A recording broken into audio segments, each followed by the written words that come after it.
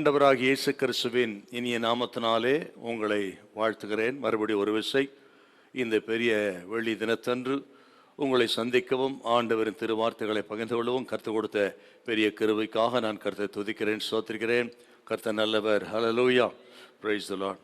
இப்பொழுதும் இந்த பெரிய வெள்ளி தினத்தன்று சிலுவை குறித்த விசேஷித்த ஒரு தியானத்தை இந்த நாளிலே நாம் ஏறெடுக்க கர்த்தர் நமக்கு உதவி செய்வாராக. வழக்கமாக ஒவ்வொரு வருடமும் இந்த பெரிய வெள்ளி தினத்தன்று 7 என்கிற தலைப்பில் நாம் தியானம் பண்ணி வருகிறோம். இந்த நாளில் கூட 7 என்கிற தலைப்பில் ஒரு விசேஷ செய்தியை தியானம் பண்ண கர்த்தர் நமக்கு உதவி செய்வாராக. கண்களை மூடி ஜெபம் பண்ணுவோம்.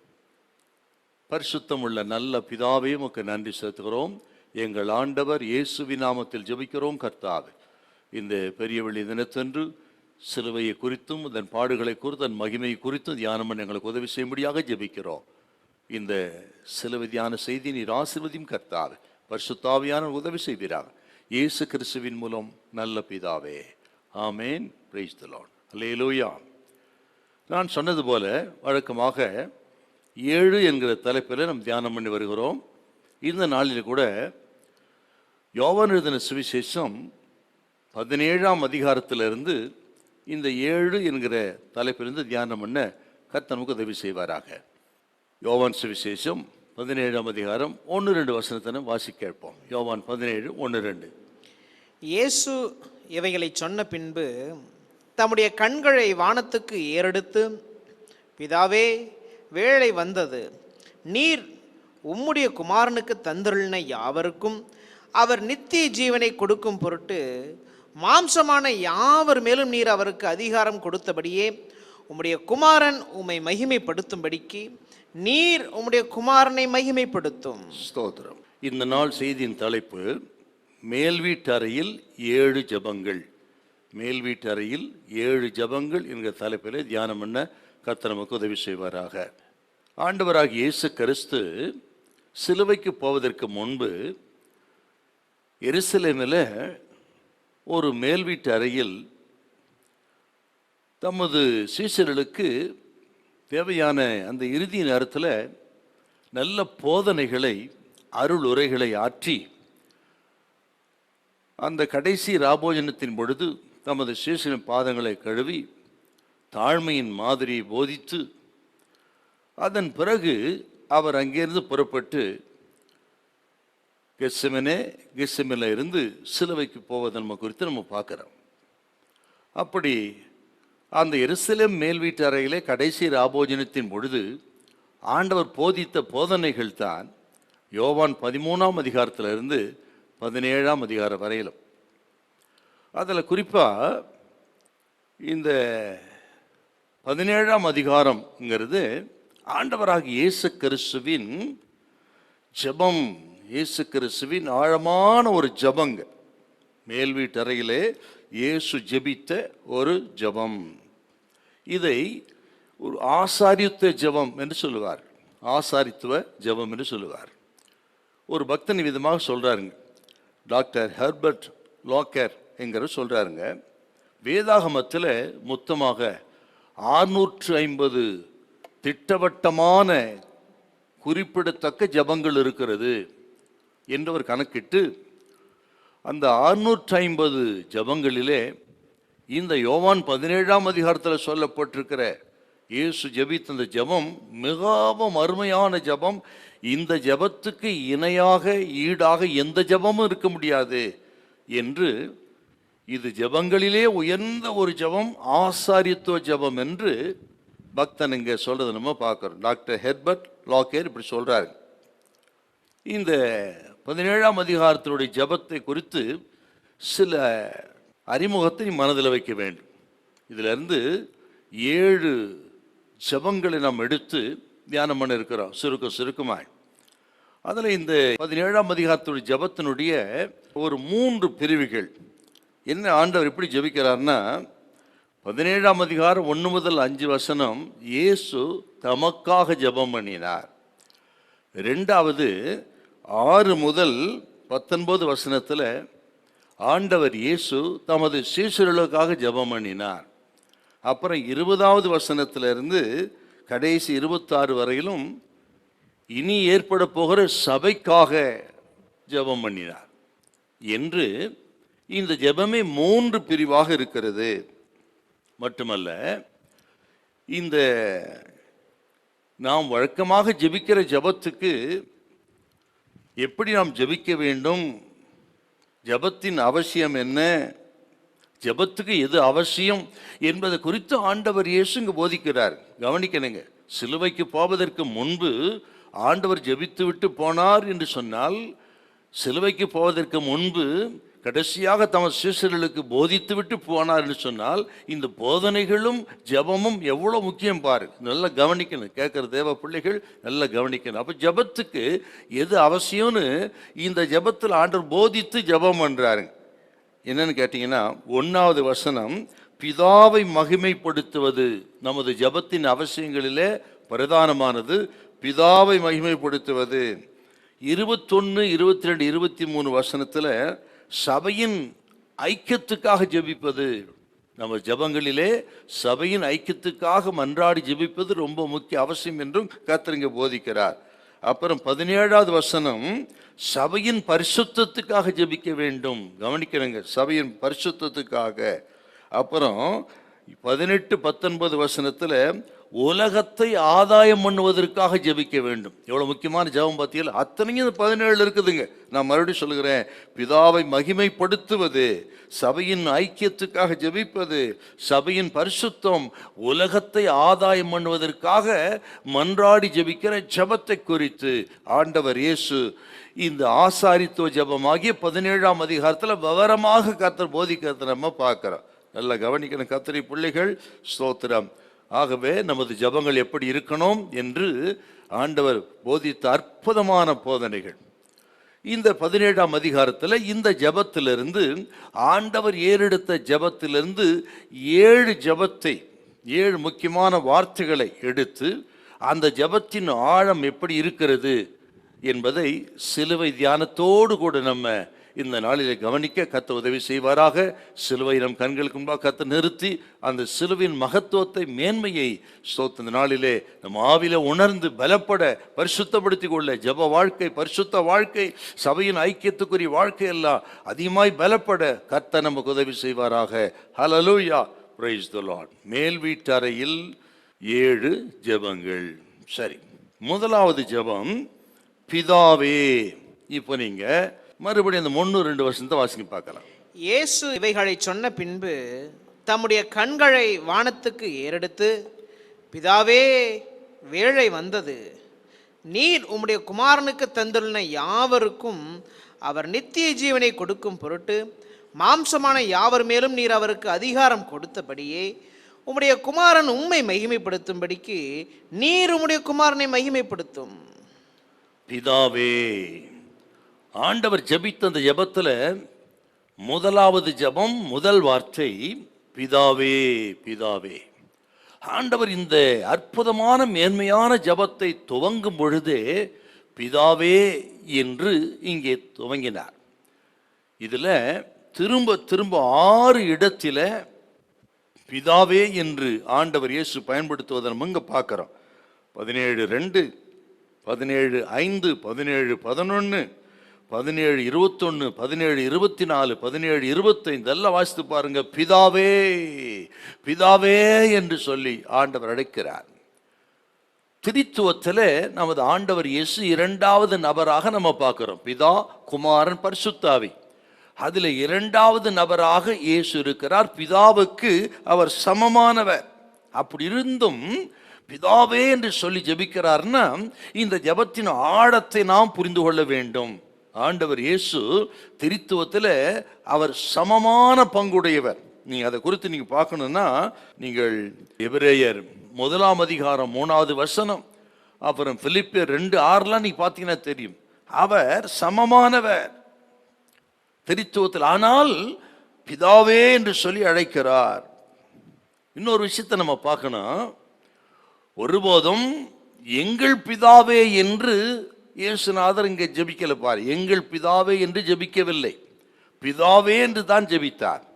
அதே நேரத்தில் நீங்க நினைக்கலாம், மத்திய 6ஆம் அதிகாரத்தில் 9வது வசனத்தில் இப்படி எங்கள் பிதாவை ஜெபிங்கள் என்று கர்த்தர் கற்றுக் கொடுத்தார். நாம் அப்படி ஜெபிக்க வேண்டும் என்று சொன்னாரே தவிர ஆண்டவர் இயேசு எங்கள் பிதாவை என்று ஒரு இடத்திலும் ஜெபிக்கவில்லை.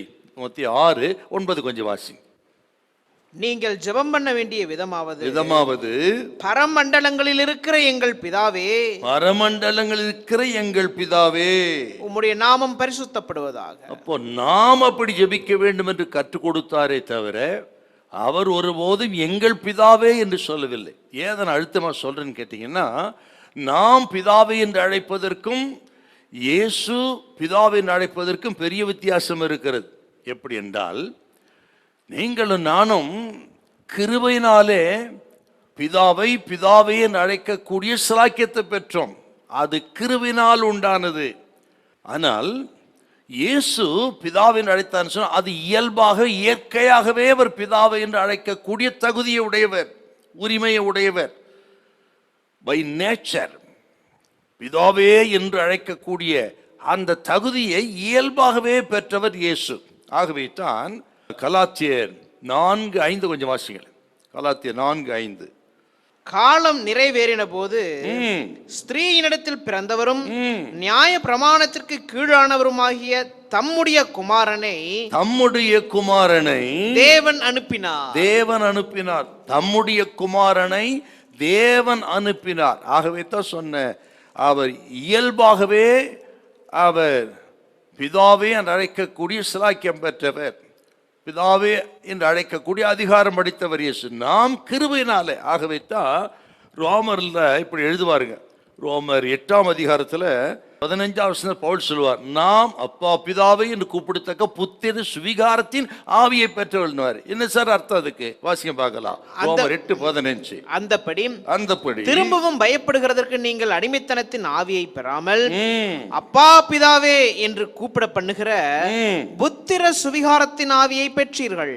அப்பா பிதாவே என்று கூப்பிடத்தக்க புத்திர சுவிகாரத்தின் ஆவியை பெற்றீர்கள் என்று சொல். என்ன அர்த்தம் கேட்டா, அப்படி மகனை போல் அழைக்கக்கூடிய அந்த சிலாக்கியத்தை பெற்றவர்கள். இயேசு குமாரனாயிருந்தார், நீங்களும் நானும் மகனை போல் அழைக்கக்கூடிய சிலாக்கியத்தை பெற்றிருக்கிறோம். அதான் நமக்கு வித்தியாசம். ஆகவே தான் எங்கள் பிதாவே என்று சொல்லி நாம் ஜெபிக்கலாம். ஆனால் அவர் எங்கள் பிதாவே என்று அல்ல, பிதாவே என்று சொன்னார். அப்பா பிதாவே என்ற வார்த்தையை கவனிச்சோம். அதில் இந்த அப்பாங்கிற வேர்டு இருக்கு பாருங்க, அது அரமேயு வார்த்தை. அந்த அரமேக் அதுல இருந்து தான் கிரேக்கம் ஆங்கிலம் பிதாவே என்கிற வார்த்தை மொழிபெயர்க்கப்பட்டிருக்கிறது. தமிழில் அருமையாய் அப்பா என்று அழைக்கிறோம் என்றால், வேதத்தோடு இந்த தமிழ் மொழியில் சொல்லப்பட்ட அப்பா எவ்வளவு இசைந்து போகிறது பாருங்க. ஆச்சரியமான ஒன்று, அப்பா பிதாவே என்று சொல்லி. இப்படி பிதாவே என்று இயேசு அழைத்ததனுடைய அந்த ஆழமான அர்த்தத்தை பாருங்கள். ஆண்டவர் இயேசு இந்த உலகத்திலே வந்து ஊழியம் செய்த நாட்களிலே முழுவதும் பிதாவையே சார்ந்திருந்தார். எல்லாவற்றுக்கும் பிதாவை சார்ந்திருந்தார். அவர் போதித்தவைகள், அவர் செய்தவைகள் எல்லாவற்றுக்கும் அவர் ஒவ்வொரு நாளும் நிமிஷமும் பிதாவையே சார்ந்த இந்த உலகத்தில் அவர் வாழ்ந்தார், ஊழியம் செய்திருக்கிறார். சில வசனத்தை வாசித்தா உங்களுக்கு தெரியும். இந்த நயா வளர்த்தமா சொல்றேன்னு கேட்டீங்கன்னா, ஆண்டவருக்கு நமக்கும் இப்படி தகப்பன் பிள்ளை என்ற ஆழமான உறவு இருந்தால்தான் நம்ம ஜெபமே பலமா இருக்குங்க. பிதாவின் சித்தத்தை அறிந்து ஜெபிக்க முடியும். நாமும் கூட ஆண்டவரே பிதாவை என்று அழைத்தால் அவர் சந்தோஷப்பட்டு, ஒரு தகப்பன் தன் பிள்ளை வேண்டும் பொழுது உடனே மகிழ்ச்சியோடு கொடுக்கிறது போல, நாம் அப்படி பிதாவே என்று அழைத்து ஜெபித்தால் நமக்காக நமது தகப்பன் ஆண்டவர் அவர் சந்தோஷப்பட்டு மனம் பொங்கி அந்த மகிழ்ச்சியிலும் தேவைகளெல்லாம் சந்திப்பார். என்றால் ஒரு தகப்பன் பிள்ளைக்கு இருந்த அந்த ஆழமான உறவு போல் ஆண்டவருக்கு நமக்கும் இருக்கணும். அப்படி ஒரு ஜெப வாழ்க்கை இருந்தால் இன்னைக்கு கர்த்தர் சொல்கிறா, உங்கள் ஜெபம் பலமுள்ளதா இருக்கும். அது மட்டும் கிடையாது, ஸ்தோத்திரம், என்ன ஜெபம் நீங்கள் ஜெபித்தாலும் உடனே இதோ இருக்கிறேன் என்று சொல்லி தகப்பன் பிள்ளைக்கு இறங்குவது போல இறங்குவார். ஆகவே தான் இந்த பிதாவே என்கிற வார்த்தை மிக முக்கியமான வார்த்தை. அப்படி ஆண்டவர் இயேசுவுக்கும் பிதாவுக்கும் அந்த ஆழமான ஒரு நெருங்கிய ஒரு உறவு இருந்தது போல நமக்கு ஆண்டவருக்கு இருக்கணுங்க. ஆண்டவர் இயேசு உலகத்தில் வாழ்ந்த நாட்களிலே அவர் எப்பொழுதும் பிதாவையே சார்ந்து வாழ்ந்தார். அவர் வெற்றிக்கு காரணம் அதுதான், அற்புத அடையாளங்களுக்கு காரணம் அதுதான். அவருடைய ஊழியத்தின் மகா பெரிய மேன்மை வெற்றிக்கு காரணமே பிதாவுக்கும் அவருக்கும் இடையே இந்த ஆழமான உறவு. ஆண்டவர் சொல்லுவாருங்க. வாசிக்கலாமா? 2 வசனத்தை வாசி. யோவான் 6ஆம் அதிகாரம் 57வது வசனம். ஜீவனுள்ள பிதா என்னை அனுப்பினது போலவும் நான் பிதாவினால் பிழைத்திருக்கிறது போலவும் என்னை புசிக்கிறவனும் என்னாலே பிழைப்பான். அப்புறம் இன்னொரு வசனம் 5:36. யோவானுடைய சாட்சியை பார்க்கலும் மேன்மையான சாட்சி எனக்கு உண்டு. அது என்னவெனில், நான் நிறைவேற்றும்படிக்கு பிதாவானவர் எனக்கு கற்பித்ததும் நான் செய்து வருகிறதுமான கிரியைகளே பிதா என்னை அனுப்பினார் என்று என்னை குறித்து சாட்சி கொடுக்கிறது. பார்த்தீங்களா? இப்படி நிறைய பார்க்கலாங்க. நீங்கள் யோவான் எழுதின சுவிசேஷம் 12ஆம் அதிகாரம் 10ஆம் அதிகாரம் இதை முழுவதும் நீங்க வாசித்து பாருங்க. 12:49 சொல்லுவார், நான் சுயமாய் பேசவில்லை, நான் பேச வேண்டி இன்னதென்று உபதேசிக்க வேண்டி இன்னதென்று என்னை அனுப்பின பிதாவே எனக்கு கட்டளையிட்டார் அப்படின்னு திரும்ப திரும்ப சொல்லுவாருங்க. 14:31, 10:30, 8:26, 7:16, 8:28, 8:38 பிதாவு நானும் ஒன்றாயிருக்கிறோம். ஆக நான் பேசுவது, நான் போதிப்பது எல்லாம் பிதாவினால் உண்டானது என்று திரும்ப திரும்ப பிதாவையே சார்ந்து வாழ்ந்தார். ஆகவே தந்த ஜெபத்திலும் அவர் அதிகமாய் பிதா என்கிற வார்த்தையை 6 முறை யூஸ் பண்ணிக்கிறார் என்று சொன்னால், ஆண்டவருக்கும் பிதாவுக்கு இருந்த ஆழமான அந்த உறவு, அதுதான் இயேசு கிறிஸ்துவின் வெற்றிக்கு அடையாளம், பலமாயிருந்தது. இந்த கேட்கிற அருமையான கத்திரி பிள்ளைகளே, அப்படி ஆண்டவர் இயேசுவுக்கு நமக்கும் ஆழமான உறவு இருந்தால் ஜெபத்திலே அவர் வார்த்தை கீழ்ப்படிவதிலே ஆழமான உறவு இருக்கும் என்று சொன்னார். நீங்களும் நானும் இந்த உலகத்தில் எல்லா விதங்களிலும் நமது வாழ்க்கை வெற்றியா இருக்கும், நமது ஊழியங்கள் வெற்றியா இருக்கும், நமது குடும்ப ஜீவி ஆவிக்கிய வாழ்க்கை எல்லாம் வெற்றியா இருக்குங்க. ஆக அப்படிப்பட்ட ஒரு இன்டிமேசி நமக்கு ஆண்டவருக்கு இருப்பதாக. பிதாவே என்று சொன்னால் இயேசுவுக்கும் ஆண்டவருக்கு இடையே இருந்த ஆழமான உறவுக்கு அடையாளம். அப்புறம் இந்த ஜெபத்தில் நீங்க பார்த்தீங்கன்னா, நீங்க டோட்டலா அந்த 17ஆம் அதிகாரத்தை வாசித்து பாருங்க. சீசர்களை குறித்து எந்த ஒரு சீசர்களுக்கு எதிரான வார்த்தையும் இயேசு பயன்படுத்தவில்லை. அவர்களை எந்த விதத்திலும் குறையும் சொல்லவில்லை. அவர்கள் பலகீனங்களையோ தோல்வியை குறித்து ஆண்டவர் எந்த விதத்தில் எதையுமே இங்க சொல்லலை.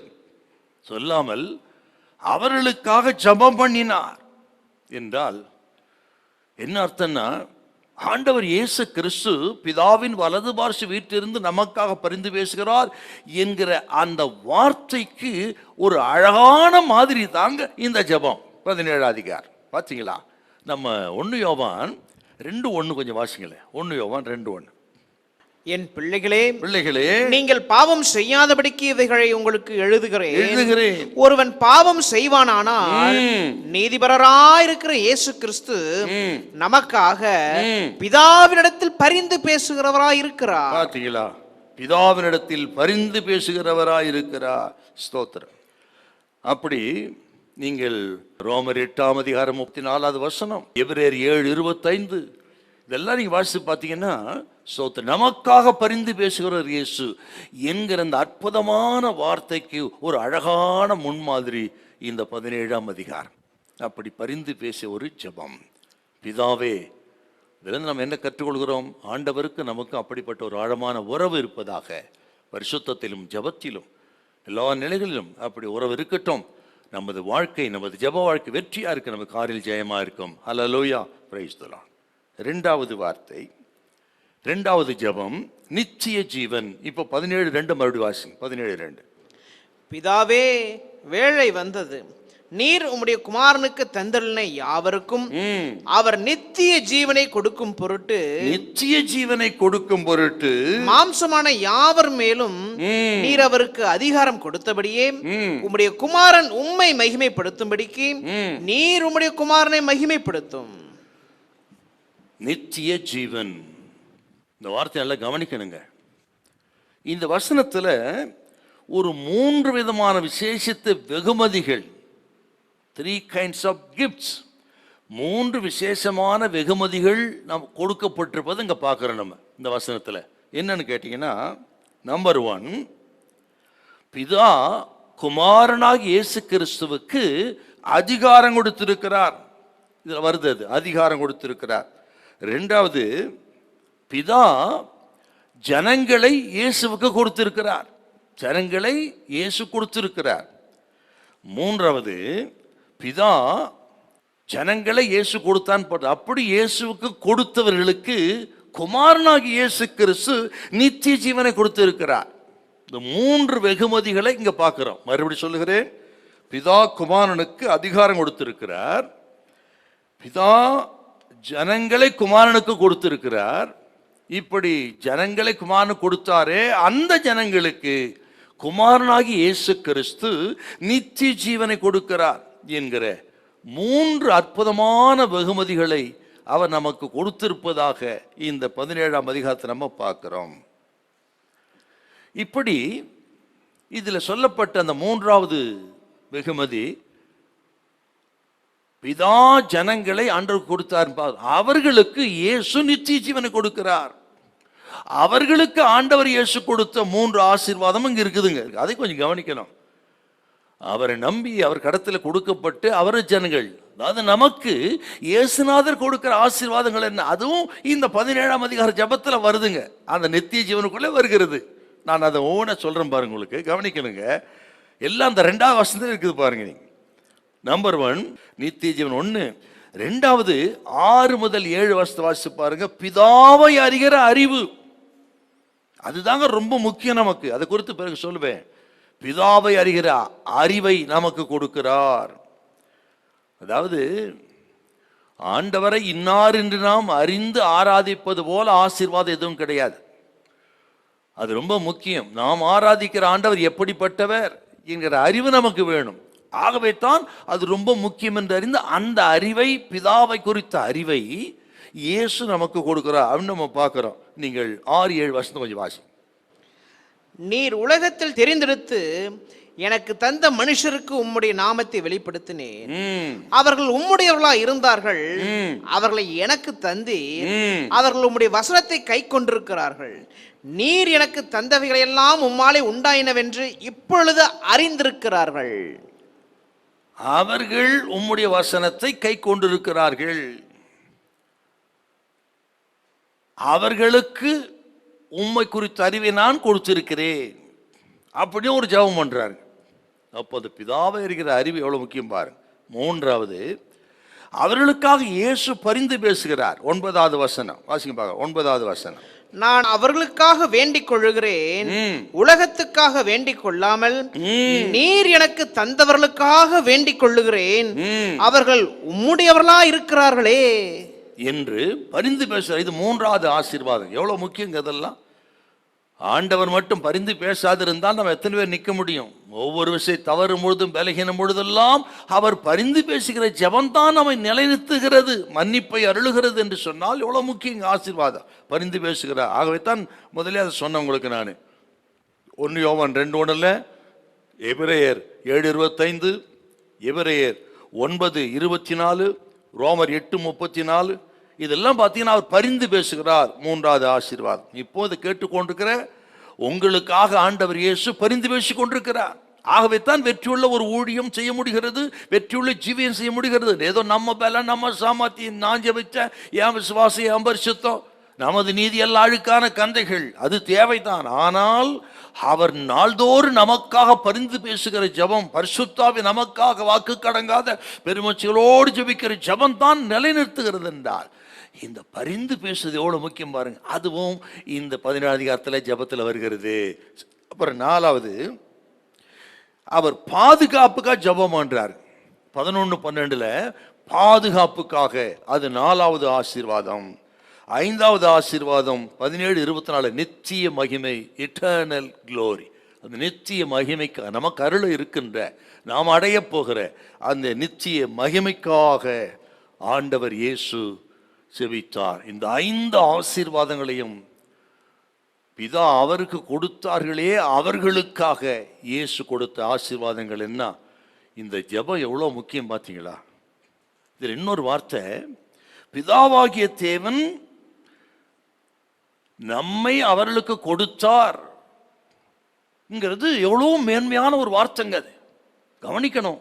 லட்சக்கோடிக்கணக்கான மக்கள் இருந்தாலும் இத்தனை மக்களில் சிலரை தெரிந்தெடுத்து அவர்களை ஆண்டவர் இயேசுவின் கரத்தில் அவருடையவர்களாய் கொடுத்தார் என்றால், அப்படிப்பட்ட நீங்களும் நானும் எவ்வளவு விசேஷமானவர்கள். இதை நான் வாசித்து உண்மையில நான் ரொம்ப புலகாகிதம் அடைந்தேன்னு சொல்லுவாங்க பாருங்க. அப்படி எவ்வளோ நான் சிலாக்கியம் பெற்றவன், ரொம்ப சந்தோஷப்பட்டேன். நீங்கள் 2 பேதுரு 1:10 கொஞ்சம் வாசிங்களேன். ஆகையால் சகோதரரே, உங்கள் அழைப்பையும் தெரிந்து கொள்ளுதலையும் உறுதியாக்கும்படி, ஜாக்கிரதையா பாத்தீங்களா எப்படி அழைக்கப்பட்டீர்கள்? உங்கள் தெரிந்து கொள்ளுதல் எவ்வளவு விசேஷமானது. நீங்கள் பிதாவினால் இயேசுவுக்கு கொடுக்கப்பட்டவர்கள், விசேஷமானவர்கள் என்பதை அறிந்து ஜாக்கிரதையா இருங்கள், சந்தோஷப்படுங்கள். பார்த்தீங்களா, இவ்வளவு அருமையான ஒரு வார்த்தைங்க. ஆகவே தான் அப்பா ஜெபம் பண்ணும்போது ஜெபத்துல திரும்ப திரும்ப சொல்லுவார், நீர் எனக்கு தந்தவர்கள்னு ரொம்ப மகிழ்ச்சியா சொல்லி ஜெபம் பண்ணுவார். நீங்க வாசித்து பாருங்க, நீங்க பிறகு திரும்ப திரும்ப சொல்லுவாருங்க, நீர் எனக்கு தந்தவர்கள். எங்க வருதுன்னா 17:6, 17:9, 17:10, 17:11, 17:12, 17:24. அடேயப்பா, இது எல்லா வசனங்களிலும் நீர் எனக்கு தந்தவர்கள், நீர் எனக்கு தந்த என்று உரிமையோடு ஆண்டவர் அன்போடு சந்தோஷமா சொன்ன வார்த்தை என்றால் நாம் எத்தனை மேன்மைக்கும் சிலாக்கியத்தும் உரியவர்கள். நீர் எனக்கு தந்தவர்கள் சொன்ன என்ன அர்த்தம் தெரியுங்களா? ரட்சிக்கப்பட்டவர்களை தான் அப்படி சொல்றாருங்க. ரட்சிக்கப்பட்ட தேவ ஜனத்தை தான் ஆண்டவர் இயேசு நீர் எனக்கு தந்தவர்கள். அப்ப பிதா கொடுத்தார். அவர்கள் யார் என்றால் அவர்கள் ரட்சிக்கப்பட்ட ஜனம். கவனிக்கணும் இந்த வார்த்தை கேட்கிறவங்க. சிலுவை தியான கூட்டம் ஆக நம்ம வருஷத்துக்கு ஒரு முறை இப்படி 7 வார்த்தை தியானம் பண்றோம். பெரிய வெள்ளி ஆராதனைக்கு வருகிறோம், போறோம், எல்லாம் இருக்கட்டுங்க. நீர் எனக்கு தந்தவர்கள் என்று சிலுவைக்கு போவதற்கு முன்பு இயேசுநாதர் சொல்லி ஜெபித்தார்னா அந்த கூட்டத்திலே நீங்கள் இருக்கிறீர்களா? நீங்கள் ரட்சிக்கப்பட்ட ஜனம்தானா? எங்கிறது கொஞ்சம் ஆராய்ச்சி பார்க்கணும். சரிங்க, அதோட அர்த்தத்தை சொல்றேன் உங்களுக்கு. யோவான் 6:37, 6:37. பிதாவானவர் எனக்கு கொடுக்கிற யாவும், பிதாவானவர் எனக்கு கொடுக்கிற யாவும் என்னிடத்தில் வரும், என்னிடத்தில் வரும், என்னிடத்தில் வருகிறவனை நான் புறம்பே தள்ளுவதில்லை. பிதா கொடுக்கிற யார் என்னிடத்தில் வருவார்கள் என்றால் அவர்கள் தான் ரட்சிக்கப்பட்டவர்கள். நான் உலகத்திலே உயர்த்தப்பட்டிருக்கும் பொழுது எல்லாரும் எடுத்து இழுத்துக்கொள்ளுவேன் சொன்னார்களே, அந்த சிலுவை மரணத்தை விசுவாசித்து இரத்தத்தால் கழுவப்பட்டு பாவ மன்னிப்பின் நிச்சயத்தை பெற்று மறுபடியும் பிறந்தார் ரட்சிக்கப்பட்ட ஜனம். அதைத்தாங்க ஆண்டவர் சொல்றாரு, நீர் எனக்கு தந்தவர்கள். ரட்சிக்கப்பட்ட ஜனம் எத்தனை மேன்மையான ஜனம். அவர்களுக்குத்தான் நித்திய ஜீவனை கொடுக்கிறார். அதான் 2வது வசனங்க. இப்போ நித்திய ஜீவனை அடைவதென்றது எத்தனை பெரிய பாக்கியம் என்றால் அந்த கூட்டத்தில் நம்ம இருக்கணும் என்றால் இயேசு கிறிஸ்துவின் ஜெபம் எவ்வளோ ஆழமானது பாருங்க. ஸ்தோத்திரம். ஆகவே ரட்சிக்கப்படாதவர்கள் ரட்சிக்கப்படணும். ரட்சிப்பு கர்த்தரால் வருகிறது. யோனா 2:9 பார்க்கிறோம், ரட்சிப்பு கர்த்தரால் வருகிறது. அப்போ ஜெபம் பண்ணணுங்க, இல்லையா? ஜெபம் பண்ணா அந்த ரட்சிப்பை அருளுவார். ஸ்தோத்திரம். கர்த்தரை கண்டடைத்தக்க சமயத்தில் அவர் தேடுங்கள், அவர் சமயமாக அவரை நோக்கி கூப்பிடுங்க சொல்லியிருக்காரு. எதுக்கு? ரட்சிப்புக்காகத்தாங்க. அதிகமாக அவங்க குடும்பத்தை ரட்சிக்கப்படாதற்காக ஜெபிங்க. ஒருவேளை ரட்சிப்பின் அனுபவம் இல்லாமலே வாழ்கிற கிறிஸ்தவர்கள் நீங்கள் ரட்சிப்பின் அனுபவத்துக்காக ஜெபியுங்கள். ரட்சிக்கப்பட்டும் ஸ்நானம் பெறாமல் இருக்கிறவர்கள் பிதா குமார பரிசுத்தாவி நாமத்தினால் மூழ்கி ஞானஸ்தானம் விடுங்கள். அது ஆண்டவர் நமக்கு கொடுத்த கட்டளை. அப்பொழுதுதான் நீங்கள் அவருடையவர்களாய் மாறுவீர்கள். Alleluia, praise the Lord, praise the Lord. இப்போ நீர் எனக்கு தந்தவர்கள், அவர்களுக்குத்தான் நித்திய ஜீவனை கொடுக்கிறார். சரி, இந்த ஜீவன்ங்கிற வார்த்தை யோவான் சுவிசேஷத்துல திரும்ப திரும்ப ஒரு வார்த்தை 36 முறை வருகிறது. யோவான் ஜீவன், லைஃப். அவர் தான் அடிக்கடி சொல்லுவார். யோவான் இயேசு கிறிஸ்துவை குறித்து சொல்லும் பொழுது ஜீவ ஒளியா இருக்கிறார், ஜீவ அப்பமா இருக்கிறார், ஜீவ தண்ணீரா இருக்கிறார். அப்படி ஜீவ ஒளியாய், ஜீவ அப்பமாய், ஜீவ தண்ணீராய் இருக்கிற அவர்தான் அவருடையவர்களுக்கு நித்திய ஜீவனை கொடுக்கிறார். நித்திய ஜீவனை கொடுப்பேன் என்பதே நீர் எங்களுக்கு வாக்கு தத்தம் சொல்லி 1 யோவான்ல வாசிக்கிறோம் நம்ம என்றால், அந்த நித்திய ஜீவனை கொடுக்கக்கூடிய முழு அதிகாரம் இயேசுவின் கரத்திலே இருக்கிறது. அவருடையவர்களுக்கு அதை கொடுக்கிறார். அதற்காகத்தான் இங்கே அவர் ஜெபிக்கிறார் என்றால், அருமையான கர்த்தருடைய ஜனமே, நமது கோல், லக்கு எல்லாம் நித்திய ஜீவனா இருக்க வேண்டும். நீங்கள் தொடர்ந்து நீங்க வாசித்து பாருங்க. நீங்க யோவான் 20:31, 1 யோவான் 2:25, 6:47 யோவான், அதில் ஒரு வசனத்தை வாசிங்க. யோவான் 20:31. இயேசு தேவனுடைய குமாரனாகிய கிறிஸ்து என்றும் நீங்கள் விசுவாசிக்கும்படியாகவும் விசுவாசித்து அவருடைய நாமத்தினாலே நித்திய ஜீவனை அடையும்படியாகவும் இவைகள் எழுதப்பட்டிருக்கிறது. பார்த்தீங்களா? நித்திய ஜீவனை அடையும்படியாக எழுதப்பட்டிருக்கிறது. ஆகவே இந்த விசேஷித்த வெகுமதியாகிய நித்திய ஜீவனை நாம் அடைய வேண்டும். முயற்சி பண்ணுங்க, அதுக்காக ஜெபியுங்கள். அதுதான் திருச்சபையின் லக்கு, கோல்.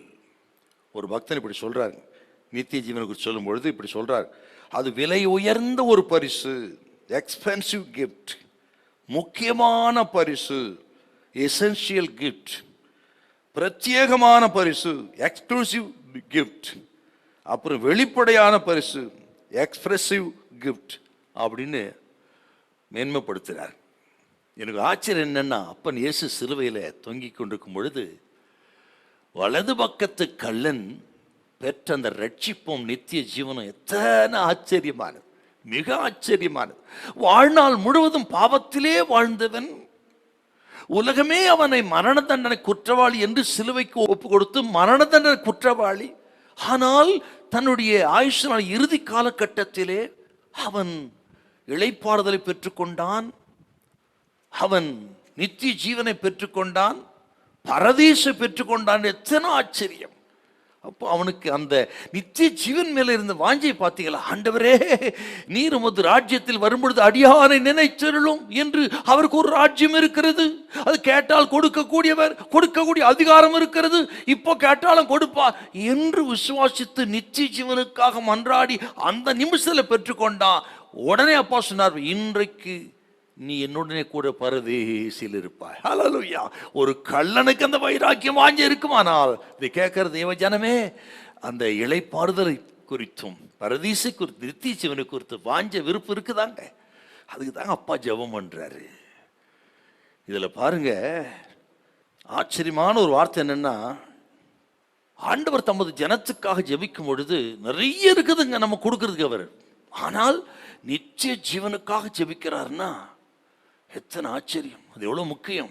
அதை தியானம் பண்ணி அதை நாடுங்கள், கர்த்தர் தருவாராக. ஹல்லேலூயா, ஆமென்.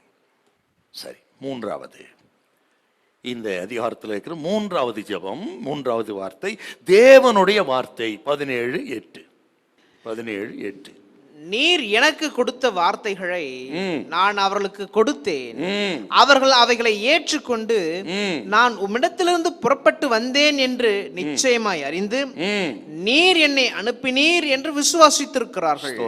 நீர் எனக்கு கொடுத்த வார்த்தைகளை நான் அவர்களுக்கு கொடுத்திருக்கிறேன் என்று தேவனுடைய வார்த்தையை குறித்து ஆழமாக அப்பன் இயேசு இங்க ஜெபித்த ஒரு ஜெபம். பிதாவாகிய தேவன் அவர் தமது வார்த்தையை குமாரனுக்கு கொடுத்திருக்கிறார். அவைகளை இயேசு சீஷர்களுக்கு கொடுக்கிறார். அதை குறித்து அங்க பேசுறாருங்க. நீங்கள் யோவான் சுவிசேஷம் முழுவதும் வாசித்து பார்த்தீங்கன்னா, ஆண்டவர் பேசின வார்த்தைகள் அனைத்தும் பிதாவுக்குரியது. அதைத்தான் அவர் பேசினார், அதைத்தான் அவர்கள் சீஷர்களுக்கு கொடுத்து, அதைத்தான் சொல்றார். நீர் எனக்கு தந்த வார்த்தைகளை நான் அவர்களுக்கு கொடுத்திருக்கிறேன். அர்த்தம் என்னங்க? முதல்ல நீங்கள் யோவான் 12:49 வாசிங்களேன். ஏற்கனவே சொல்லியிருக்கிறேன், இப்போ வாசிங்க பார்க்கலாம். நான் சுயமாய் பேசவில்லை, நான் பேச வேண்டியது இன்னதென்றும், நான் பேச வேண்டியது இன்னதென்றும், உபதேசிக்க வேண்டியது இன்னதென்றும் என்னை அனுப்பின பிதாவே எனக்கு கட்டளையிட்டார். என்னை அனுப்பின பிதாவே எனக்கு கட்டளையிட்டார். இப்ப ஆண்டவர் இயேசு போதித்தவைகள், உபதேசங்கள், வார்த்தையை அனைத்தும் பிதாவாகி தேவன் அவருக்கு கொடுத்தது. நீங்கள் 7:16 அதை கூட வாசிப்போம். 7:16. இயேசு அவர்களுக்கு பிரதியுத்தரமாக, என் உபதேசம் என்னுடையதா இராமல், என் உபதேசம் என்னுடையதா இராமல் என்னை அனுப்பினவருடையதா இருக்கிறது. பாத்தீங்களா? ஆண்டவர் இயேசுவின் உபதேசம் பிதா போதித்தவைகள் அவருடையதுங்க. இந்த வேதத்தில் சொல்லப்பட்ட அந்த வார்த்தைகள், ஆண்டவர் இயேசு கிறிஸ்து உபதேசங்கள் எல்லாம் பிதாவாகிய தேவன் பரலோகத்திலிருந்து கொடுத்தது. கவனிக்கணும். அற்பமா நினைக்க கூடாது. கர்த்தருடைய வார்த்தையை, தேவனுடைய வார்த்தையை அற்பமா நினைக்க கூடாது, அற்பமாக நிர்விசாரமா இருக்கப்படாது.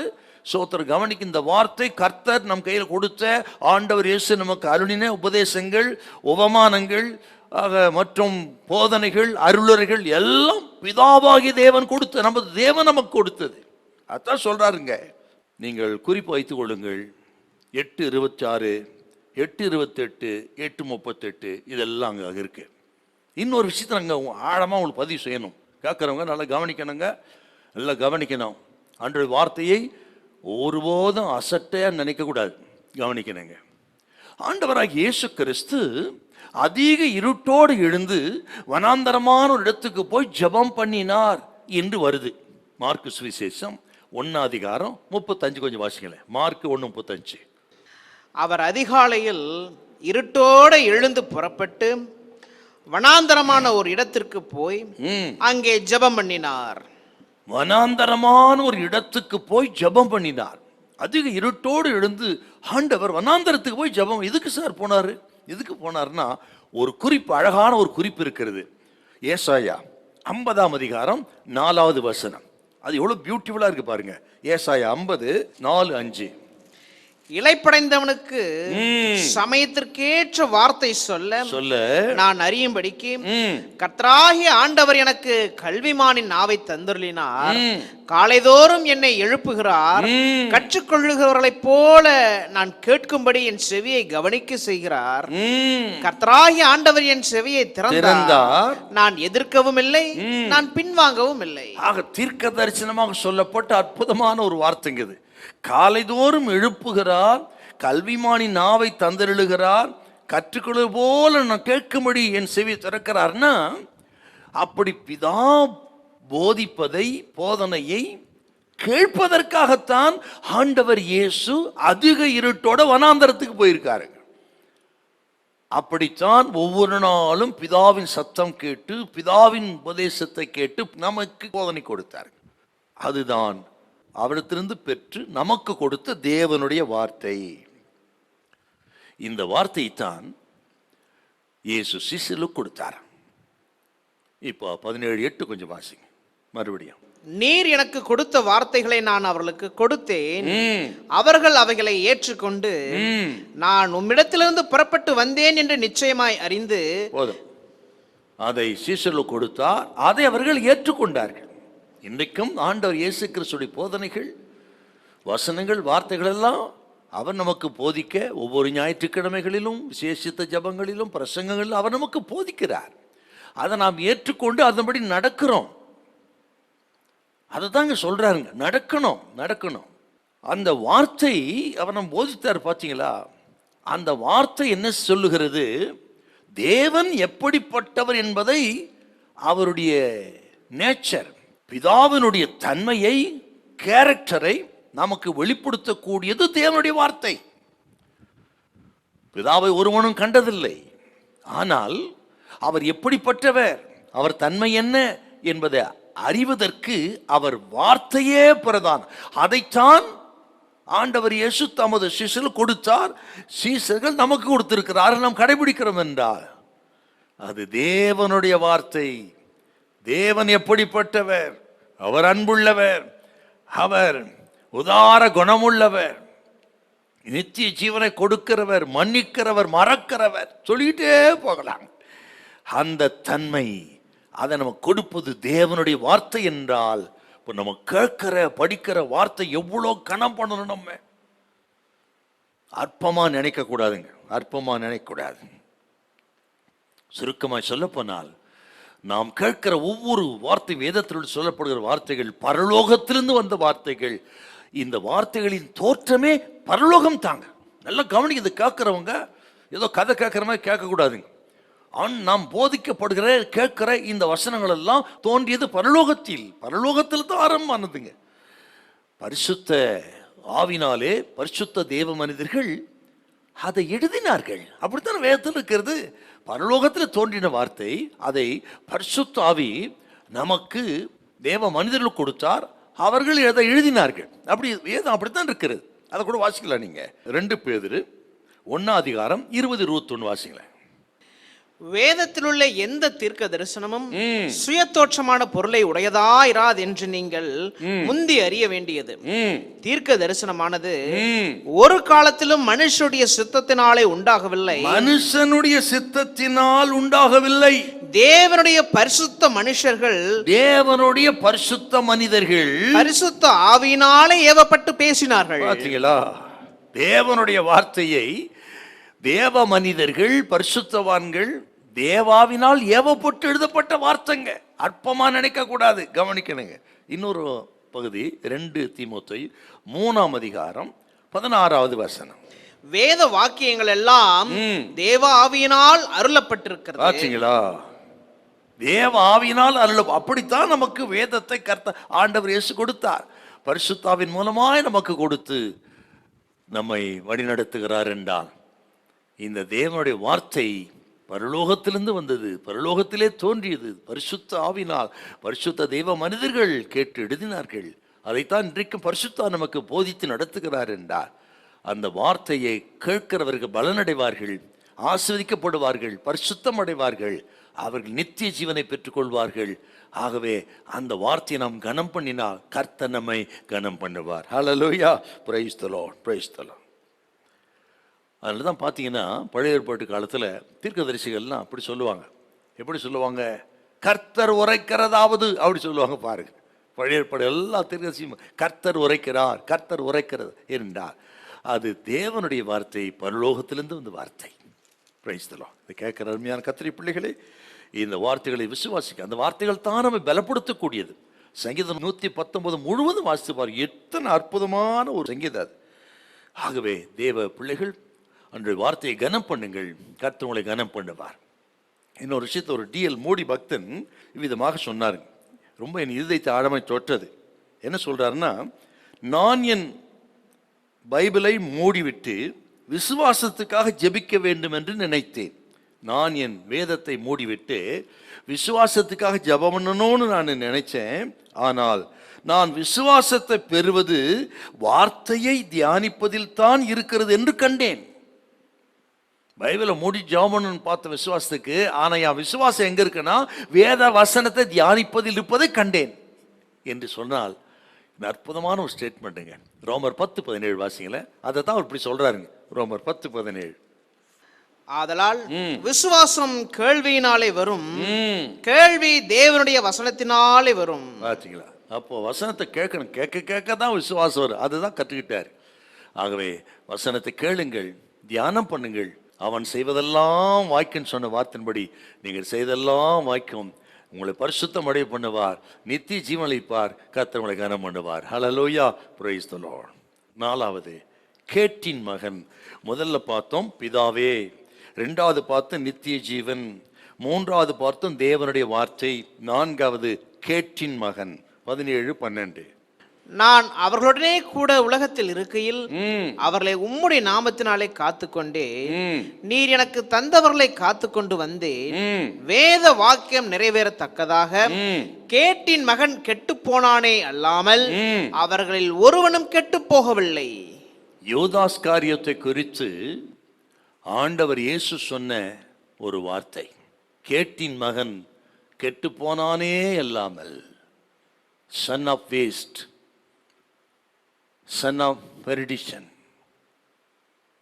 ஆண்டவர் தெரிந்து கொண்டு தமது சீஷர்களில் ஒருவனாயிருந்த யூதாஸ் காரியத்தை குறித்து இயேசுநாதர் சொன்ன ஒரு துக்கமான ஒரு வார்த்தை, கேட்டின் மகன் கெட்டு போனான். இந்த யூதாஸ் காரியத்தை குறித்து கொஞ்சம் மனசில் வைக்கணுங்க. சிலுவை தியானிக்கிற நாட்களிலே இந்த கடைசி ஜெபத்தில் ஆண்டவர் சொன்னார்னா நம்ம கொஞ்சம் கவனிக்கணும். ஆண்டவருடைய சீஷர்கள் 12 பேர். 12 பேரில் முதலில் வருவது சீமோன் பேதுரு. அப்புறம் கடைசியில் வருவது பார்த்தீங்கன்னா யூதாஸ் காரியத்து. அவர் தெரிந்து கொண்ட அந்த 3 இடத்தை நீங்கள் பாருங்க. மார்க்கு சுவிசேஷம் 3ஆம் அதிகாரம் நீங்கள் 14 இருந்து நீங்கள் 19 வாசித்து பாருங்க. 16 சீமோன் பேதுரு முதலாவது இருப்பாருங்க. 19 கடைசியாக யூதாஸ் காரியத்து. அதே போல மத்தேயு 10ஆம் அதிகாரம் 1 முதல் 4 வசனம், லூக்கா சுவிசேஷம் 6ஆம் அதிகாரம் 13 முதல் 16 வசனம். இதெல்லாம் சீஷர்களை கர்த்தர் தெரிந்து கொண்ட பகுதி. அங்க முதல்ல பேதுரு வருவார், கடைசியில் யூதாஸ் காரியத்து வருவாங்க. அதிகமாக சீஷர்களில் அதிகமாக பேசப்படும் 2 பேரை குறித்து தாங்க. ஆனால் நம்மில் யாருமே நமது பிள்ளைகளுக்கு யூதாஸ் பேரை வைக்கிறதே கிடையாது. அனைத்து யூதாஸ்னா துதின்னு அர்த்தங்க. ஆனால் ஒருவரும் யூதாஸ் காரியோத் என்று பேர் வைக்கிறதே இல்லை என்றால், ஏனென்றால் அந்த ஆழமான அன்பை சிதைத்து விட்டவன், ஆண்டவர் இயேசுவை காட்டி கொடுத்தவன், சிதைத்து விட்டவன், அன்பின் சின்னமாய்ந்த முத்தத்தினாலே இயேசுவை காட்டி கொடுத்த அன்பையே சிதைத்து இந்த பேரை பெற்றவன். ஆகவேத்தான் அப்பா சொல்றாரு, கேட்டின் மகன், கேட்டின் மகன். ஆண்டவர் தெரிந்து கொண்ட சீஷில் ஒருவன் தான் யூதாஸ். அவன் பெயர் காரியோத் என்பது அவன் ஊருங்க. அந்த ஊர்ல இருந்து வந்தவன். நீங்கள் யோசுவா 15:25 அந்த ஊர் இருக்குது, அங்கிருந்து தான் வந்தவங்க. ஆண்டவர் தெரிந்தது உண்மை. ஆனால் அவன் தன்னை இழந்ததுக்கு காரணம் அவர் தெரிந்து கொள்வதில் தவறு இல்லைங்க. தவறு செய்ய முடியுமோ தவறு செய்வாரா? பாவம் அறியாதவர், பாவம் இல்லாதவர், பாவம் செய்யாத அற்புத மூர்த்தி இல்லவா? காரணம் அவனே கெட்டு போனான். அதாங்க உண்மை. அவனே கெட்டு போனான். வேதத்தில் பார்த்தீங்கன்னா ஒரு வார்த்தை வருது பாருங்க, மார்க் 14:21. கொஞ்சம் வாசியம். 14:21. மனுஷகுமாரன் தம்மை குறித்து எழுதியிருக்கிறபடியே போகிறார். ஆகிலும் எந்த மனுஷனால் மனுஷகுமாரன் காட்டி கொடுக்கப்படுகிறாரோ அந்த மனுஷனுக்கு ஐயோ, அந்த மனுஷன் பிறவாதிருந்தானால் அவனுக்கு நலமா இருக்கும் என்றார். பிறக்காம இருந்தாவே நலமா இருக்குன்னு ஆண்டவர் சொல்றாருன்னா எவ்வளோ பயங்கரங்க. இப்படி தெரிந்து கொள்ளப்பட்டவன் இப்படி ஆண்டவரால ஒரு பேர் வாங்கி செத்து மடிந்தே போனான் என்றார். காரணம் அவன்தான். என்ன? சாத்தானுக்கு இடம் கொடுத்தான். நீங்கள் அதை பிறகு வாசித்து பாருங்க. 13:2 சாத்தான் இருதயத்தை தூண்டினான். அப்புறம் பாருங்க, அவன் புகுந்தான். நீங்கள் யோவான் சுவிசேஷம் 13:27 புகுந்தான். அப்புறம் யோவான் 6:70 சாத்தானாவே மாறிட்டாங்க.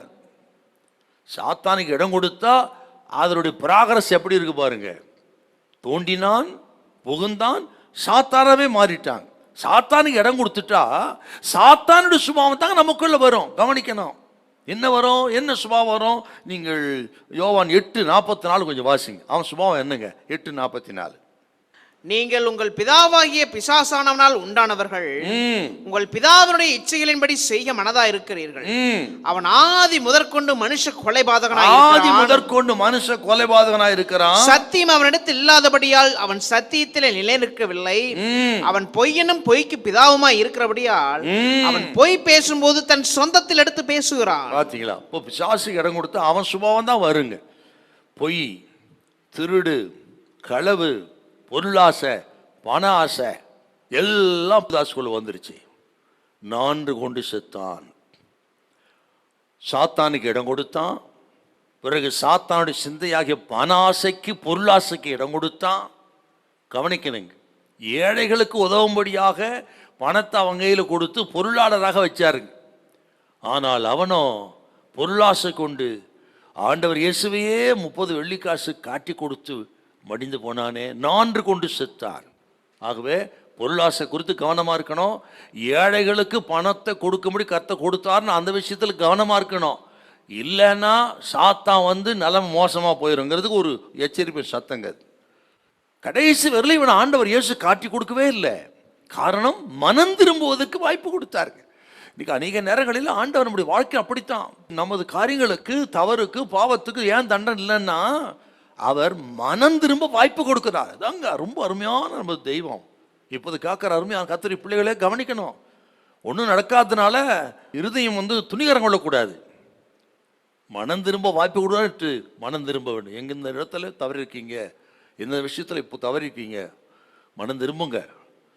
இல்லை என்றால் யூதாசுடைய முடிவு வருவதற்கு அது எந்த விதத்திலும் தடையே இருக்காத போயிடும். அந்த ஆபத்துக்கு நம்ம போகக்கூடாது. ஆகவே பண ஆசை, பொருள் ஆசை எல்லாவற்றை விட்டு ஸ்தோத்திர ஆண்டவரை சார்ந்து கொள்ளுங்கள். கேயாசு போயிட்டானே, யூதாசு போயிட்டானே, தேமா போயிட்டானே, ஐஸ்வரமில்லையே வாலிபன் அவ்வளோ வேகமா வந்தான், நீ தீர்த்தியவனை விற்கணும், என்ன செய்யணும்? அதை கேட்டவன் என்னை பின்பற்றி வாப்பா எல்லாத்தையும் விற்று தரித்து கொடுத்துன்னு சொன்ன உடனே பொருளாசை உள்ளவனா இருந்தான். மனமே அவனுக்கு தெய்வமா இருந்தது. அவன் துக்கமா போயிட்டான். இந்த காக்கிறவங்க நமது முடிவு எப்படி இருக்கணும், நாமளே தீர்மானம் பண்ணிக்கிடணும். ஆண்டவர் ஜெபித்த ஜெபம் பார், கேட்டின் மகன். அடுத்தது 5வது உலகம். உலகம் யோவான் 17:13 முதல் 16 வசனம். இப்பொழுது நான் உம்மிடத்திற்கு வருகிறேன், அவர்கள் என் சந்தோஷத்தை நிறைவாய் அடையும்படி உலகத்தில் இருக்கையில் இவைகளை சொல்லுகிறேன். நான் உம்முடைய வார்த்தையை அவர்களுக்கு கொடுத்தேன். நான் உலகத்தான் அல்லாதது போல அவர்களும் உலகத்தார் அல்ல. ஆதலால் உலகம் அவர்களை பகைத்தது. நீர் அவர்களை உலகத்திலிருந்து எடுத்துக்கொள்ளும்படி நான் வேண்டிக் கொள்ளாமல் நீர் அவர்களை தீமை நின்று காக்கும்படி வேண்டிக் கொள்ளுகிறேன். நான் உலகத்தான் அல்லாதது போல அவர்களும் உலகத்தார் அல்ல. ஆண்டவர் ஜெபித்த ஜெபத்திலே 5வது ஜெபம் உலகம், உலகத்தை குறித்து. இந்த உலகம் என்கிற வார்த்தை இந்த ஜெபத்துல நீங்க பார்த்தீங்கன்னா 19 தடவை வருதுங்க. உலகம் உலகம் உலகம் உலகம். இந்த உலகம் என்ற வார்த்தைக்கு ஆண்டவர் 3 பிரிவாகத்தான் சொல்லியிருக்காருங்க. எப்படிப்பட்ட உலகம் சொல்லி அதை நீங்க அப்படியே சுருக்கமாக சொல்றேன் பாருங்க. நீங்கள் 17:5 நீங்க வாசிச்சீங்கன்னா பொருளால் ஆன உலகம், மெட்டீரியல் வேர்ல்டு, பணம், பொருள், வீடு, வசதி, வாய்ப்பு, இந்த உலகம் பொருளால் ஆன உலகம். அப்புறம் 18வது வசனம் ஜனங்களை, உலகத்தில் இருக்கிற ஜனங்களை குறிக்கிறது, உலக ஜனங்கள். அப்புறம் 6வது வசனம் 14-15 வாசித்து பார்த்தீங்கன்னா உலக அமைப்பு, அந்த வேர்ல்டு சிஸ்டம், உலக அமைப்பு, இந்த நிர்வாகம், அரசியல், போக்குவரத்து, இந்த உலக அமைப்பு. இப்படி பொருளாலான உலகம், ஜனங்களாலான உலகம், அப்புறம் உலக அமைப்பு என்று இப்படி 3 விதங்களில் ஆண்டவர் பேசுகிறார். கவனிக்கணும். இந்த உலகத்தை குறித்து நீங்கள் பார்த்தீங்கன்னா அருமையான விசுவாச மக்கள் கொஞ்சம் கவனிக்கணும். அடிக்கடி நம்ம பேசுகிறோம், உலகத்தார வெறுக்கப்படாது, ஆக உலக ஆசை வேண்டாம், ஆக கவனமாக இருங்க அப்படிலாம் பேசுகிறோமே. ஏன்னு கேட்டால் இந்த உலகம் தேவ ஜனத்தை சீக்கிரம் வஞ்சிக்கக்கூடிய வாய்ப்பு அதிகம் இருக்கிறது. அது கடைசி நாட்களில் பார்த்தீங்கன்னா ஆவிக்குரிய தன்மையெல்லாம் கெட்டு போய்விட்டது. ஆவிக்குரிய தன்மை ரொம்ப அரிதாக இருக்கிறது. ஆக உலக சிநேகம் சபைக்குள் வந்திருக்கிறது, சபை உலகத்துக்குள்ள போயிருக்கிறது. ஒரு கொடூரமான காலத்தில் கவனிக்கணுங்க. நீ வேதத்தை வாசிப்பா எப்படி உலக சிநேகம் நம்ம கெடுக்குதா அப்படி சொல்கிறேன் பாருங்களேன். யாக்கோபு 4:4 உலகத்துக்கு சிநேகம், உலகத்தில் சிநேகம் ஆகுது. அப்புறம் யாக்கோபு 1:26 உலகத்தால் கரைபடுவது, சிநேகமாகி கரைபடுறோம். அப்புறம் ரோமர் 12 உலக வேஷம், வேஷமாக மாறுறோம். அப்புறம் 1 கொரிந்தியர் 11:32 நம்ம இழந்தே போகிறோம். இப்படி தாங்க உலகம் நம்ம வஞ்சிக்கிறது. தேவஜனம் கவனிக்கணும், வாலிப தம்பி தங்கச்சி கவனிக்கணும். ஸ்தோத்திரம், நல்ல கவனிக்கணுங்க. உலக சிநேகம், உலகத்தால் கரை, உலகத்தின் வேஷம், கடைசியில நாம் இழந்து விடுகிறோம். 1 கொரிந்தியர் 11:32 கொஞ்சம் வாசிங்க பார்ப்போம். நாம் நியாயம் தீர்க்கப்படும் போது உலகத்தோடு ஆக்கினைக்குள்ளாக தீர்க்கப்படாதபடிக்கு கர்த்தராலே சிட்சிக்கப்படுகிறோம். கவனிக்கணுங்க. நாம் இந்த உலகத்திலே வாழ்ந்தாலும் நாம் உலகத்தார் அல்ல என்பதை மனதில், அப்படிதான் ஆண்டவர் ஜெபிக்கிறார். யோவான் 15ஆம் அதிகாரத்தை குறித்து பார்க்கிறோம், இந்த 17ஆம் அதிகாரத்தில் பார்க்கிறோம். நாம் உலகத்திலே வாழ்ந்தால் உலகத்தார் அல்ல. நான் அடிக்கடி சொல்லுவேன், நமது கால்கள் பூமியில் இருந்தாலும் சிந்தனை எல்லாம் எப்பவும் பரலோகத்தில் கிடக்கும். அப்படி பரலோகவாசிகளாய் நம்ம வாழணும் என்று ஆண்டவர் இந்த உலகம் என்ற வார்த்தையை திரும்ப திரும்ப திரும்ப பயன்படுத்துகிறார். கவனிக்கணுங்க. இந்த உலகத்தில் ஆண்டவர் வைத்திருப்பது நோக்கம் என்ன? கவனிக்க அருமையான கர்த்தருடைய பிள்ளைகளே, எதுக்காக உலகத்தில் வச்சிருக்காங்க? ரெண்டு விஷயம். ஒன்று, இந்த உலகத்தில் இருக்கிற ஜனங்களை அழிந்து போற ஆத்துமாக்கள் உலகத்தை விட்டு வெளியே கொண்டு வருவதற்கு, உலக பிரகாரமாக வாழ்கிற ரட்சிக்கப்படாத ஜனத்தை அவர்களை விட்டு வேறு பிரித்து அவர்களை ரட்சிப்பின் அனுபவத்தை கொண்டு ஆவிக்குரிய மக்களாய் மாற்றுவதற்கு. அது நமது வேலை. அதுக்கு தாங்க உலகத்தில் வச்சிருக்காரு. கிறிஸ்தவன் சொன்னால் சும்மா கிடையாதுங்க. ஏதோ நம்ம சம்பாத்தியம் பண்ணுங்க, வீடு வாங்கணுங்க, வாழ்ந்துங்க, போன இல்லை இல்லை இல்லை. கவனிக்கணுங்க, ஆண்டவர் எவ்வளோ பாரமாக ஜெபம் பண்ணுறாருங்க. சோத்திரம். உலகத்தில் இருந்து அழிந்து போகிற ஆத்துமாக்களை வெளியே கொண்டு வருவதற்காகத்தான் தேவனம் வைத்திருக்கிறார். அப்புறம் கடைசியில் நம்ம எல்லாரையும் ரட்சிக்கப்பட்ட தேவஜனத்தை, பரிசுத்தமான தேவஜனத்தை இந்த உலகத்திலே இருந்து நம்மை கொண்டு பரலோகத்துக்கு கொண்டு போவதற்காக வைத்திருக்கிறார். முடிவு பரியந்த திரும்ப ரட்சிக்கப்படுவான் என்றால் இந்த கடைசி நிமிஷம் வரையிலும் ரட்சிப்பின் அனுபவத்தை பெற்று தேவஜனம் பரிசுத்தத்தை காத்துக்கொள்ள வேண்டும். உலகத்தால் கரைபடாதபடி, உலகத்திலிருந்தாலும் உலகத்தாரை போல வாழாம நீங்கள் பரிசுத்தவான்களாய் ஆவிக்கிற மக்களாய் வாழணும். அது இந்த சிலுவதியான கூட்டு இந்த நாட்களில் கர்த்தர் நம்மோடு சொல்கிற வார்த்தை. ஹல்லேலூயா, பிரைஸ் தி லார்ட். நிறைய சொல்ல உங்களுக்கு வேதம் முழுவதும் நீங்க வாசித்து பாருங்க. 1 பேதுரு 1-2 வாசி. நாம் இந்த உலகத்தார் அல்ல, இந்த உலகம் நமக்கு அந்நிய தேசம்.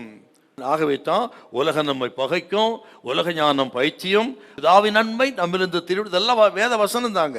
சோத்திரம். சாத்தான் இந்த உலகத்தின் அதிபதியாக இருக்கிறான். உலகத்தின் வேஷம் கடந்து போகிறது, உலக இச்சை ஒழிந்து போகிறது என்று சொல்லப்பட்டிருக்கிறது. என்றால் இந்த உலகம் என்கிற வார்த்தை எவ்வளோ பயங்கரமான ஒரு வார்த்தை பாருங்க. இதை கேட்குற அருமையான கர்த்தர் பிள்ளை, நம்மளது வாழ்க்கை எப்படி இருக்குங்க? இதை கேட்குற யாரோ எவரோ தேவ பிள்ளைகள் கர்த்தர் பேசுகிறாரு. என்னதான் கேட்டாலும் சரி, அநேகரை பாருங்க கேட்கறது தான். அதன் பிறகு உலகத்தாரை போலத்தான் வாழ்கிறார்கள். கர்த்தர் எவ்வளோ ஆழமா ஜெபம் பண்றார். நான் உலகத்தார் அல்லாத போல நீங்கள் உலகத்தார் இல்லை. அந்த வார்த்தை மறுபடியும் வாசிங்க பார்க்கலாம்.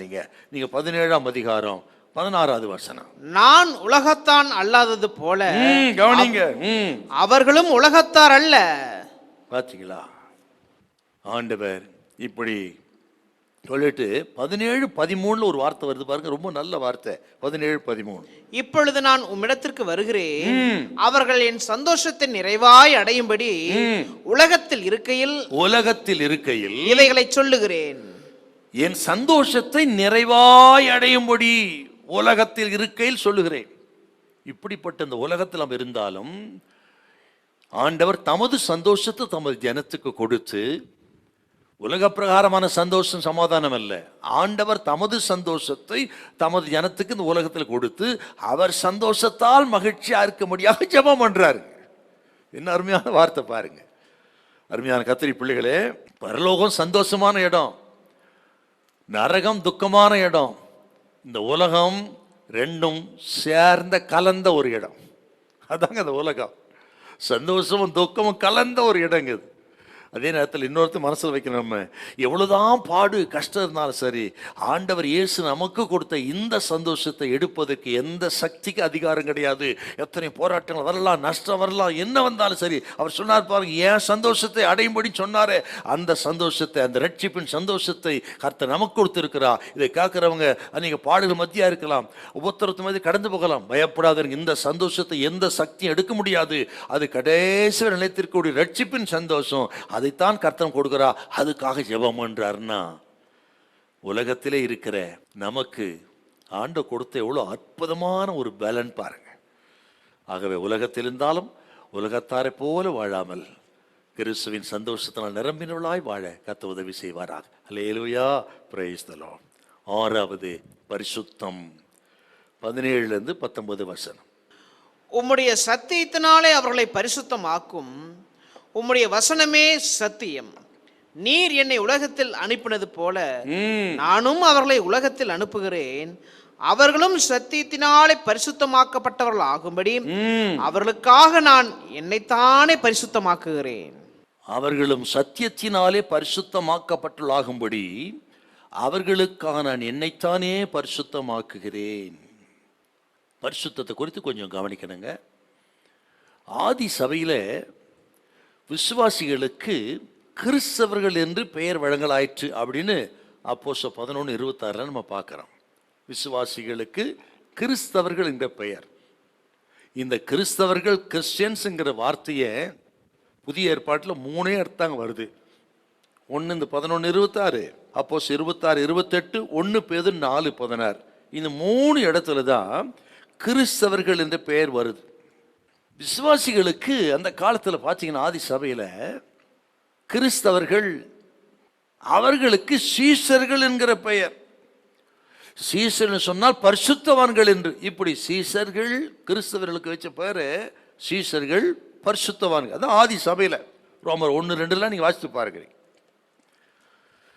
கவனிக்கணும், பரிசுத்தம் என்ற இந்த வார்த்தை இருக்கு பாத்தீங்களா, இந்த மூல பாஷை பாத்தீங்கன்னா தேவனுக்காக மட்டும் பிரித்தெடுக்கப்படுவது, பாவத்திலிருந்து பிரித்தெடுத்து தேவனுக்காக அர்ப்பணிப்பது, இதாங்க பரிசுத்தம். இதை கேட்கிற கர்த்தருடைய பிள்ளைகளே கவனிக்கணுங்க. நீங்களும் நானும் யாருன்னு கேட்டா ரட்சிக்கப்பட்ட தேவஜனம், அவருக்காக பிரித்தெடுக்கப்பட்டு அவருக்கென்று அர்ப்பணிக்கப்பட்ட கூட்டம். அவங்க தாங்க பரிசுத்தவான்கள். அவர் தான் கிறிஸ்தவர்கள், அவர் தான் விசுவாசிகள், அவர் தான் சீசர்கள். அதுக்காகத்தான் தேவன் நம்மை பரிசுத்தப்படுத்தி இருக்கிறார். இந்த பரிசுத்தம், சாங்டிஃபிகேஷன் வார்த்தைக்கு அர்த்தம் அதுதாங்க. நீங்கள் பழைய ஏற்பாட்டு காலத்தில் பார்த்தீங்கன்னா இந்த பரிசுத்தம் எவ்வளோ முக்கியம். திரும்ப திரும்ப 8 விசை வேதாகமத்தில் நான் பரிசுத்தராய் இருக்கிறது போல நீங்களும் பரிசுத்தராய் இருக்கின்ற வார்த்தை திரும்ப திரும்ப 8 முறை வருங்க. அதில் ஒன்று தான் 1 பேதுரு 1 15 16. பழைய ஏற்பாட்டு காலத்தில் பார்த்தீங்கன்னா தேவன் ஓய்வு நாளை பரிசுத்தப்படுத்தினார். ஆதியாகமம் 2:3 நம்ம பார்க்கிறோம். ரெண்டாவது, முதற்பேறு அனைத்தையும், தலைச்சன்கள் அனைத்தையும் பரிசுத்தப்படுத்தினார். யாத்திராகம் 13:2. அப்புறம் ஆசரிப்பு கூடாரமும் அதன் பனிமுட்டுகளையும் பரிசுத்தப்படுத்தினார். யாத்திராகம் 25:8 அதை பார்க்கிறோம். அப்புறம் இஸ்ரவேல் ஜனங்களையே பரிசுத்தப்படுத்துறாருங்க. யாத்திராகம் 31:13. பிறகு லேவியராகம் 21:8 வாசி பாருங்க.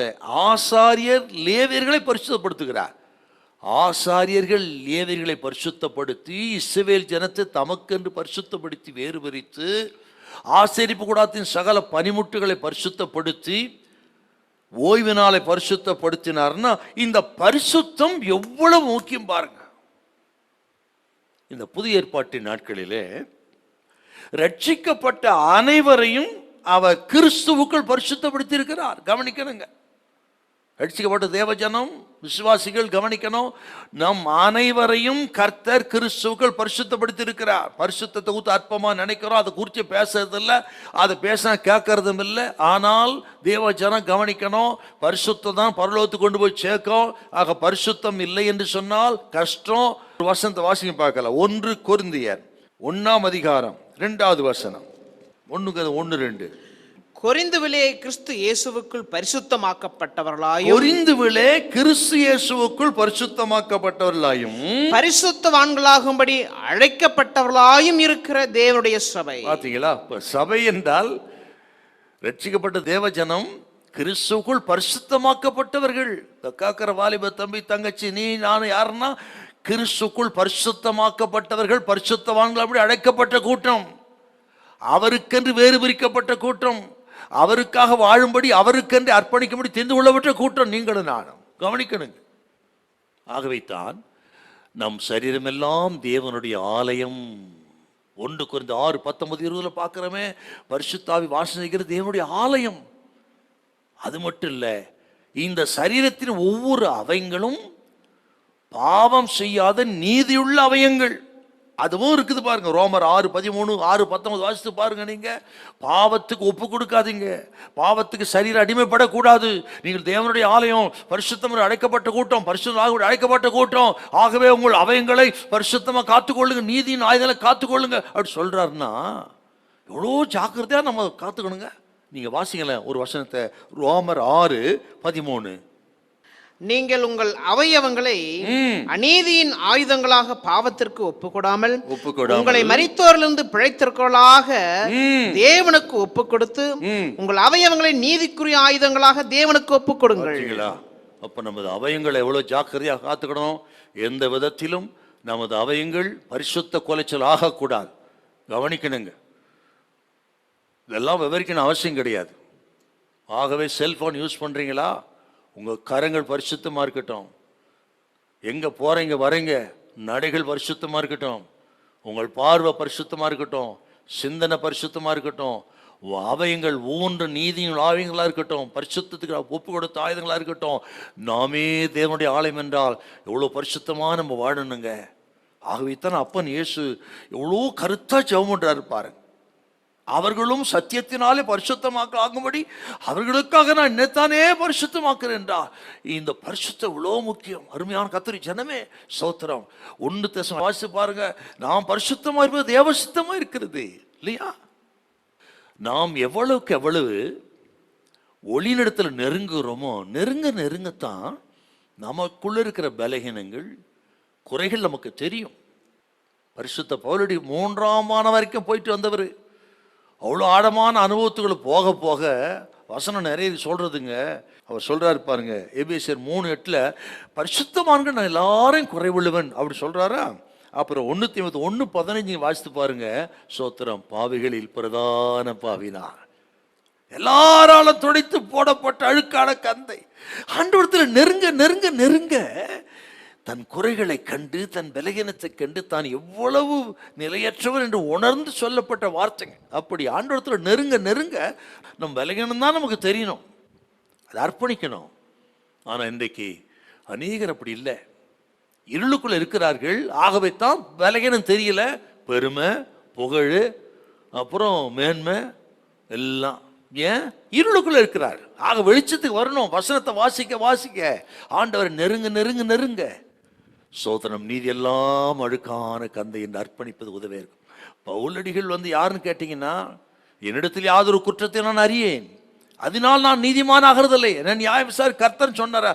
அவரே இப்படி சொல்லுவார்னா நம்ம எவ்வளோ ஒப்பு கொடுக்கணும். இது கேட்கிற அருமையான கர்த்தரின் பிள்ளைகளே, இந்த பரிசுத்தத்துக்கு என்று நீங்க பிரயாசப்படணும். சோத்திரம் அர்ப்பணிக்கணும். இன்னைக்கு உங்க சிந்தை சுத்தமா இருப்பதற்கு, பார்வை சுத்தமா இருப்பதற்கு, நடத்தை செயல்கள் எல்லாம் சுத்தமா இருப்பதற்கு அர்ப்பணியுங்கள். ஆண்டவர் இயேசு ஜெபம் பண்றாரு பாருங்க, சத்தியத்தினாலே அவர்கள் பரிசுத்தம் ஆகுமே, என்னை நானே பரிசுத்தமாக்குகிறேன் என்றார். எவ்வளவு அருமையான ஒரு ஆழமான ஜெபம். பரிசுத்தம் வேத வசனத்தின் மூலமாகத்தான் நம்ம அதிகமாக பரிசுத்தம் அடைய முடியும். ஆக வசனத்தை வாசிங்க, தியானம் பண்ணுங்க. 119 சங்கீதம் 11 வார்த்தையின் இதயத்தில் வைத்து விடினால் நான் பாவம் செய்யவில்லை அப்படின்னு சொல்றார் என்றால் எவ்வளவு முக்கியமான ஒரு வார்த்தை. அதை வாசிக்கலாமா? அடுத்த குறிப்பு, கடைசி குறிப்பு. நான் உமக்கு விரோதமாய் பாவம் செய்யாதபடிக்கு உமது வாக்கை என் இருதயத்தில் வைத்து வைத்து. ஆச்சுங்களா? ஆண்டு வசனம்தான் பாவம் செய்ய தடுத்து நிறுத்தி நம்மை பரிசுத்தமாக காத்துக்கொள்வதற்கு வேத வசனமே. அதைத்தான் அப்பன் இயேசு ஜெபம் பண்றாரு. ஸ்தோத்திரம். அவர்களும் சத்தியத்தினாலே பரிசுத்தமாக்கப்பட்டாகும்படி. பிரைஸ் தரோம். கடைசி குறிப்பு, ஒருமைப்பாடு. இது ரொம்ப முக்கியங்க. ஒருமைப்பாடு 21-22. அவர்கள் எல்லாரும் ஒன்றாய் இருக்கவும், பிதாவே நீர் என்னை அனுப்பினதை உலகம் விசுவாசிக்கிறதற்காக நீர் என்னிலேயும் நான் உம்மிலேயும் இருக்கிறது போல அவர்கள் எல்லாரும் நம்மில் ஒன்றாய் இருக்கவும் வேண்டிக் கொள்ளுகிறேன். நாம் ஒன்றாய் இருக்கிறது போல அவர்களும் ஒன்றாய் இருக்கும்படி நீர் எனக்கு தந்த மகிமையை நான் அவர்களுக்கு கொடுத்தேன். ஆண்டவர் இயேசு தமது ஜெபத்தின் இறுதி பகுதியில் இந்த ஐக்கியத்துக்காக ஜெபம் பண்றாருங்க. நீங்க இதில் கவனிச்சு பாருங்க. முதல்லயே இது சொல்லுவாருங்க. நீங்கள் 17-11 வாசிங்க. அங்கேயே இந்த ஐக்கியத்தை குறித்து பேசுவாரு. வாசிங்க 17-11. நான் இனி உலகத்தில் இரேன், இவர்கள் உலகத்தில் இருக்கிறார்கள். நான் உம்மிடத்திற்கு வருகிறேன். பரிசுத்த பிதாவே, நீர் எனக்கு தந்தவர்கள் நம்மை போல ஒன்றாய் இருக்கும்படிக்கு நீர் அவர்களை உம்முடைய நாமத்தினாலே காத்துக்கொள்ளும். முதல்ல சொல்றாருங்க, நம்மை போல ஒன்றா இருக்கணும்னு ஐக்கியத்தை குறித்து பேச. இங்க அந்த ஜெபமே பாரமாய் மாறுகிறது. ஐக்கியத்தை குறித்து பேசினார். இப்ப அந்த ஐக்கியத்தை குறித்த காரியமே இயேசுவுக்கு பாரமாகி அதுவே ஜெபமாகுதுன்னா, சபையின் ஐக்கியம், குடும்பத்தின் ஐக்கியம், சகோதர சிநேகத்தின் ஐக்கியம் எவ்வளவு முக்கியம். இயேசுநாதரே அப்படி ஜெபிக்கிறார். நான் விசுவாசிக்கிறேன். சங்கீதம் 133 அவருடைய சிந்தைக்கு வந்திருக்கும். இதோ சகோதர ஒருமித்து வாசம்னு எத்தனை நன்மைன்னு சொல்லப்பட்ட அந்த சங்கீதம் 131 இறுதியத்துக்கு வந்திருக்கும். ஏன்னா வேத வசனங்கள் எல்லாம் மேற்கோள் காட்டி ஜெபிக்கிறவர் அப்பன் இயேசு. ஆகவே சகோதர சிநேகம், சபையின் ஐக்கியம், குடும்ப ஐக்கியம் ரொம்ப முக்கியம். கவனிங்கள் கவனிங்கள். வேதாகமத்தில் பார்த்தீங்கன்னா துக்கமான சில விஷயங்கள். சகோதரர்களுக்குள்ள எத்தனை சகோதரர்களுக்கு பிரிவினை இருந்திருக்கிறது. இஸ்மவேல் ஈசாக்கு, ஏசா யாக்கோபு, யோசேப்பு சகோதரர்கள், உங்களுக்குள்ள எத்தனை பிரச்சனைகள், பிரிவினைகள். அப்படியே புதிய ஏற்பாட்டு வந்தீங்கன்னா சீசர்களுக்குள்ள எத்தனை பிரச்சனைகள். லூக்கா 22ஆம் அதிகாரத்தை வாசித்து பாருங்க நீங்க. 23, 24 அவர்களுக்குள்ளே வாக்குவாதம் இருந்தது. எவன் பெரியவன் என்று அவர் ஒவ்வொரு வாக்குவாதம் பண்ணினார்கள். அவர்களுக்குள்ளே பிரிவினை இருந்தது. கொரிந்து சபை நல்ல சபை தான், ஆனால் 4 பிரிந்து கிடந்தது. கேபாய் சேர்ந்தவன் என்றும், அப்போலை சேர்ந்தவன் என்றும், பவுலை சேர்ந்தவன் என்றும் 4 பிரிந்து கிடந்தது. அப்படியே பிலிப்புக்கு வந்து பாருங்க. பிலிப்பு சபையா இருக்கு. பிலிப்பியர் 4:2 வாசித்து பாருங்க. அங்க என்ன சொல்ற பாருங்க. சிந்திக்கையாளுக்கு 5 புத்தி சொல்றேன், ஒன்னா இருக்குமா அப்படின்னு. அங்கேயும் பிரச்சனை. நல்ல சபை தானே பிலிப்பி சபை. கொஞ்சம் வாசிங்க 4:2.